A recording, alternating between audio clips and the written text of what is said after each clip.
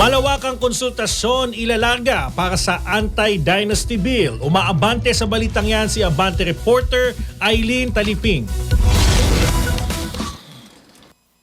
Magpapatupad ang mga mambabatas ng malawakang konsultasyon upang makuha ang pulso ng publiko sa isinusulong na anti-political dynasty bill sa Kongreso. Sa ipinatawag na Legislative Executive Development Advisory Council meeting sa Malacanang, unang kinumusta ni Pangulong Ferdinand Marcos Jr. ang update sa anti-political dynasty bill dahil ito ang isa sa mga panukalang batas na nais itong maisabatas sa lalong madaling panahon. Ipinabatid ni Senador Risa Ontiveros sa Pangulo na kasamang dumalo sa LEDAC meeting, nagsasagawan ang Senado ng public consultation na sinimulan sa Pasig City. Aalamin ang pananaw ng publiko at mga mungkahi o rekomendasyon na maaring makatulong upang mapaganda at maging epektibo ang panukalang batas. Sinabi ni Castro na nakatakda na ring maglunsad ng malawakang konsultasyon sa iba't ibang lugar sa bansa upang higit na maunawaan ang pagsusulong ng anti-political dynasty bill. Inihayag din ni House Speaker Faustino D. na kasama sa mga dumalo sa LEDAC na maglulunsad din ang Kamara ng Public Consultations sa buong bansa. Ako si Eileen Taliping.